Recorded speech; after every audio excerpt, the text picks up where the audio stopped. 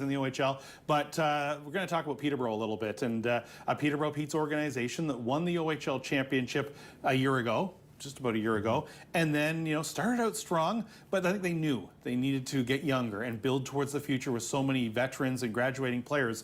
It's certainly been an interesting 12 months in the Liftlock City. It definitely is, and you look at the turnover that there's been, but now you look at what the future has in store for Peterborough, and it seems ultra bright. So much young talent that they've been able to acquire, and yeah, they had to move on from some integral pieces, guys that helped them win that championship last year, but it's a cycle. That's how I always look at with junior hockey, and you talk about building that core. We heard from Bill Bowler, kind of getting that nucleus together in Windsor and hoping they'll go forward. It's the exact same thing in Peterborough, and if it all comes together, they're going to be contending for an OHL championship very, very soon. So I like what they're doing there. I'm sure there's some tough decisions. We might get a chance to ask those questions here very soon, but for Peterborough fans, I think the optimism probably has to still be pretty high, and it's nice to see that your team has that direction. Well, and that's exactly it. And going back to last year in the playoffs, but in this season as well, credit the fans in Peterborough. They set ongoing records since that building was renovated back in 2003. They've had the highest attendance since the renovations in Peterborough. And, sometimes when you get a younger team that has a rough second half, sometimes the numbers drop off a little bit. No, Pete's fans still came out, and credit the marketing and the game day ops people for making things very entertaining as well. But, carried over right from the playoffs. But you're right, so many players. Owen Beck moves on to Saginaw. Michael Simpson at the beginning of the year goes home to the London Knights. And that's where the Pete's knew, there was a log jam, but also just needed to get younger. But now with 4 16-year-olds in the lineup, 4 first-round picks, 16-year-olds in the lineup, now they have a chance to develop and grow. And under Coach Rob Wilson, who's certainly done an excellent job with that organization, rewarded with a long-term contract extension. It really shows, I think, that the Petes have really, they made the necessary moves last year to win the championship, made the necessary moves this year to set up for the future. Exactly, and that's why I think you talk about those rewards when it comes to contract extensions and keeping that group together. They've got such a good group put together that already has success. They've got a championship ring. There's no reason to doubt that they can't get another one. And even though those were probably some tough decisions, because you look in that Eastern Conference, and I'm sure you'd probably agree with me, Terry, but if they keep that group together, they're contending in this Eastern Conference. We saw it was so wide open. There was so much parity. But where are they next year and the year after that? And I think you like to set yourself up to have a few years of success. I look at another team in the Eastern Conference in the Mississauga Steelheads who made those necessary moves a couple of years ago. They had a nice group put together this year. Now, they didn't get out of round one, but I think next year a lot of people expect them to be favorites in the East. So you're building towards something, that ultimate goal, and it looks exactly like that's what's happening in Peterborough once again. No, that's exactly it. And of course, the fact they've got a championship banner, championship ring. Even the fans got the season ticket holders got rings nice after the. Absolutely, it worked out quite well for the Petes. But that's indeed reading the room, I guess, and reading the room last year that they had an opportunity to go for it, made the necessary moves, and it wasn't easy moving some young players and plenty of draft choices, and then reading the room this year. And indeed, they were right there at the start of the year. And I think it made things very interesting to say, okay, wait a minute, we're right in the thick of things here, but knowing, okay, where would they be next year? Where would they be the year after? And yet there was so much parity in the Eastern Conference that while they were there, so many other teams were around them as well. But I think that's where, too, you have that championship banner that you're able to hang. And of course, a Peterborough club that battled right into the Memorial Cup as well last season out in Kamloops. And I think it just shows, but now, as we said, so many young players are able to grow together. And yeah, take their lumps. They took their lumps a little bit in the second half, and it was a challenging second half of the season. But I think that's where fans in Peterborough would say, okay, we understand. They're a smart hockey fan in Peterborough and realize, yeah, we enjoyed the championship run so much. We get it. We have to be patient now for the next run. Yeah, and it's tough sometimes to preach patience to a fan base, but it's a little easier when you're coming off the heels of a championship team. And a lot of those players, they've cemented their legacy in Peterborough. You talk about a Michael Simpson going on to London. He has a chance at another OHL championship. And, maybe it's tough for Peterborough fans to say, especially after last year's final series, that they might be rooting on the Knights, but they're definitely rooting on a Michael Simpson or, cheering on an Owen Beck. Those guys that now have an opportunity to continue creating a legacy in the OHL after having a great time in Peterborough. Well, exactly. And you talk about patience for the fan base. This is a fan base. A lot of them have been around for many years. They remember the days when the Petes would be there in '89 and in '93 and in '96 and everything like that. And where every few years, it's like every time the cycle came around, the Petes were right there.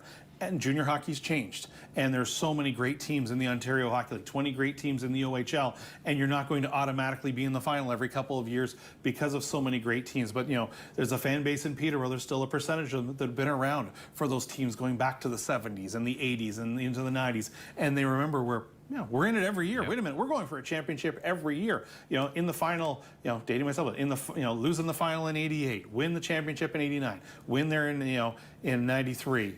Go to host the Memorial Cup final, win the OHL, host the Memorial Cup, and right to the final in '96. Going through. The fact I'm from Peterborough, I might know these this historic facts very easily off the top of my head, including the Fog Bowl in '96. So, and then even when they went from '96 to '06, that fan base was like, hold on, what, 10 years? Look around the OHL. There are a lot of fan bases that would love to have 10 years between championships because they're still waiting for their first. Yeah. So that's where, Peterborough, there's high expectations. That's not a bad thing to have high expectations, a passionate fan base. But, give credit, and I said right off the bat of this segment, the fact that the Peterborough Petes fans kept coming out and supporting the team and, setting attendance records since the renovations right from last year. Of course, doing that in the OHL final, that's one thing. But to do it in February of a team in March that is, having their ups and downs, to still keep coming out, and the enthusiasm around the Peterborough Memorial Center, that's the key in showing you have a passionate fan base. And you talk about all those young players that they've acquired and they're bringing into their system in Peterborough. Just look around. Look at the names that have passed through there. So many legends, Hockey Hall of Famers as well. When you have a program like that with such a rich history, it works to your advantage, right? And I think while fans might get a little restless at times, if you're a lifelong fan of the Peterborough Petes, you've had a lot to enjoy, and I think right now they're heading on that path once again, to have a lot of fun days coming up in the future. Carson Cameron was their first-round pick in last year's OHL priority selection, and a defenseman who had a solid year and looking to continue up his game in National Hockey League. Scouts are going to be keeping a close watch on him during the 2024-25 Ontario Hockey League season as he comes back for his second year with the Petes. But we've mentioned as well, picked up 3 other first-round picks. Nico Addy comes in from the Owen Sound Attack, a player you would have seen a lot of in the first half of the season, and other 2 more coming in as well. And I think it just shows where they said, yeah, let's put this group together. Let's really let them grow. Yeah, and in that deal that you mentioned, Nico Addy goes over. There was a couple pieces coming back to Owen Sound, but one of them being Connor Smith, who was such a big part of that community and so loved. They call him the Big Rig. And so when you take a player like that away from your team, yeah, maybe you're taking a little bit of that heart and soul, but the thing is, there's still players that are going to be left behind in Peterborough to take on that role, and I think he was a great leader there who left an impact. When he went back to Peterborough the first time with Owen Sound, you could just see the love that everybody in that community has for him, and I think that's a testament not only to the player that Connor Smith is, but as well as that organization and that community that they really rally around their Petes. Well, and the Big Rig was a guy out there that I think sometimes made other guys feel an inch or two taller when he was out there, and just a great personality. Has of course, the family has a pizza place in Windsor, where he's from, and even named a pizza after him and everything like that. Just that personality, and that's the one thing when these moves are made. It's not fantasy hockey. No. It's not like playing rotisserie baseball, fantasy hockey, where it's just 20-goal player moving on for a stay-at-home younger defenseman. No, there are people. There are billets. There are certainly situations, and it can be a challenge where, a veteran moves along, or a player that's been together, with this team 4 years, moves on for another opportunity. But at the same time, those are people. Those are personalities, and that's the one thing I think sometimes people overlook is when the trade deadline comes along and there are moves made that, a lot of teams, it opens up an opportunity for a player to go for a championship. On the other side, it opens up an opportunity for a player to move up the depth chart right away, where maybe they're playing 4th line minutes on a really good team as a young player. Well, now they can move into 3rd or 2nd line minutes and play some penalty kill, play some power play right off the bat, and develop their game. And I think that's the one thing we see over the years is, those are opportunities. But on the human side, it's not easy.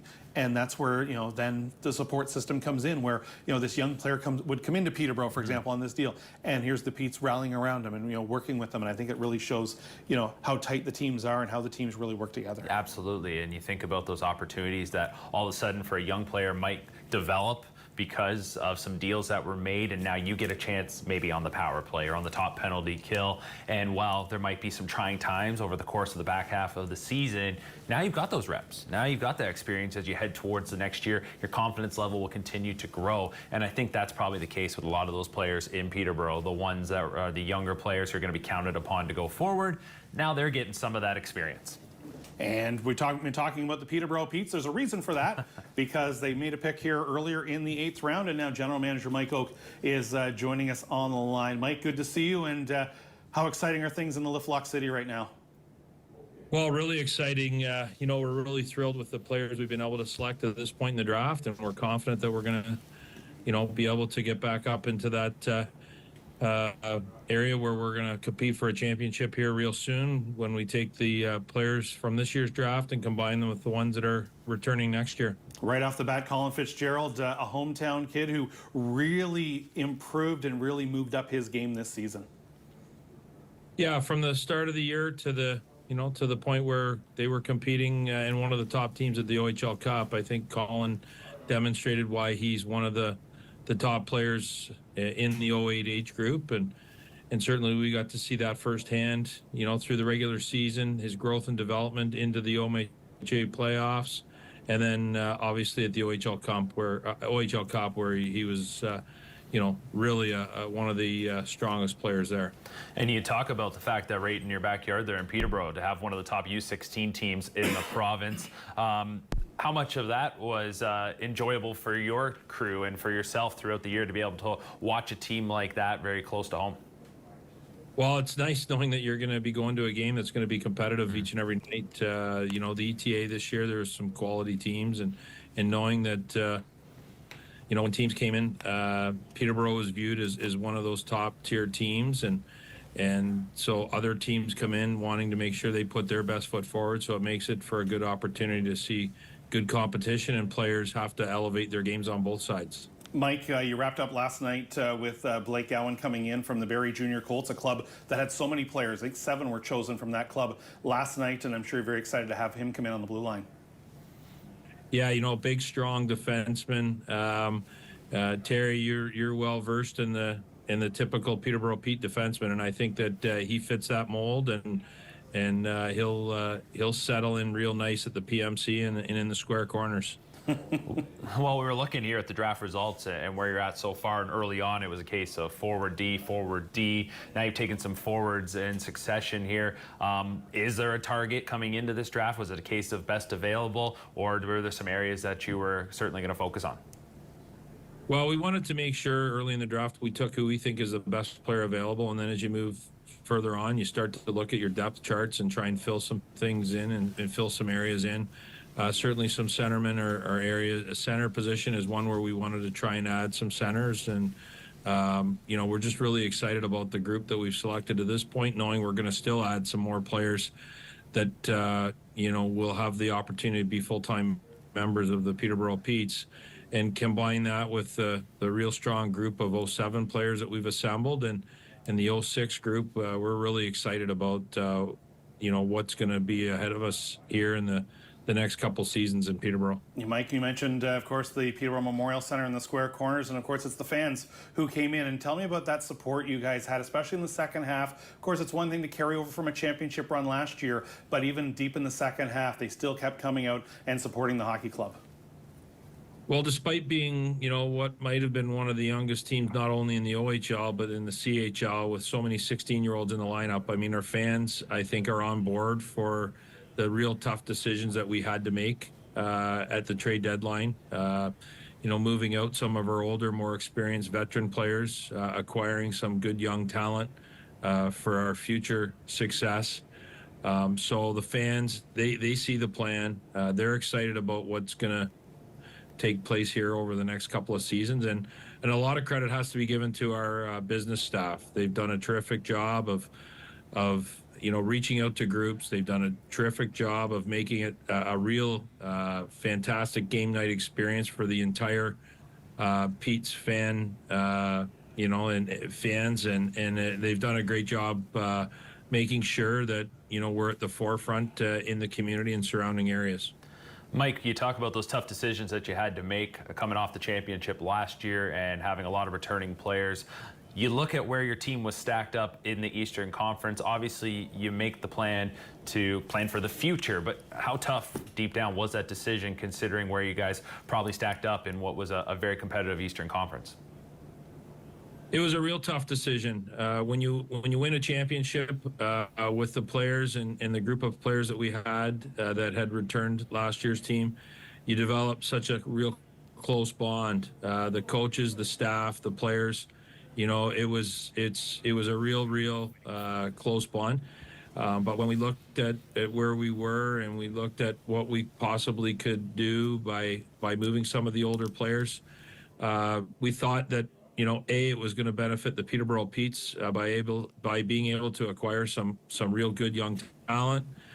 We also felt that in some situations we were going to be able to help and assist some of these older players that were going to be able to maybe go to a different situation that was going to help them with their individual careers by, you know, potentially getting into a spot where, you know, they'll maybe have a little bit longer run and have more of an opportunity to earn that professional contract that we really feel so many of the guys that we did move are deserving of. Well, Mike, congratulations on a successful season. We talk about how busy it was for you coming off the championship run, and then obviously on the business side as well, and looking forward to even more. And we know you're about 9 or 10 picks away from your next choice in the 9th round, so we'll let you get back to work, and all the best to you and your entire team there in Peterborough.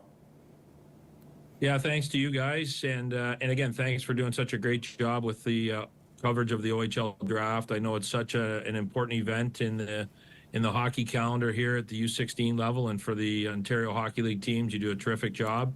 And I know the fans are super excited about the type of coverage that you guys are providing today. So continue up the great work, and thanks to you guys. Mike, thanks for the kind words. Thanks for joining us.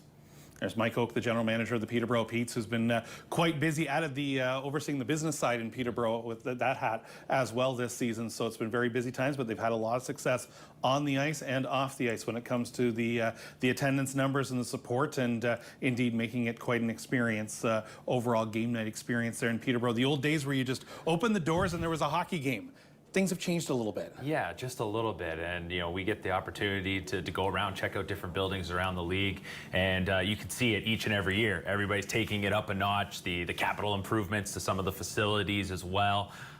That's where it's at. You know, it's no longer just about, like you said, what goes on the ice. It's the whole experience. It's probably been never more competitive, and I know this from the other world that I'm in, never more competitive for that entertainment dollar. And I got to give kudos to a lot of the teams around the Ontario Hockey League. They do a great job blowing it away. It's not just a hockey game, it is a show. We'll wrap up our discussion on the Peterborough Petes by bringing in Dan Malta from Your TV in Peterborough to talk about the team there in the Liftlock City. And Dan, right off the bat, we appreciate the time. And we were talking about from a championship run to making the moves this year, knowing they had to look ahead to the future. But indeed, whether it was a Connor Smith or an Owen Beck moving out, not an easy move. But at the same time, it's certainly been interesting, I'm sure, to see these young players come in.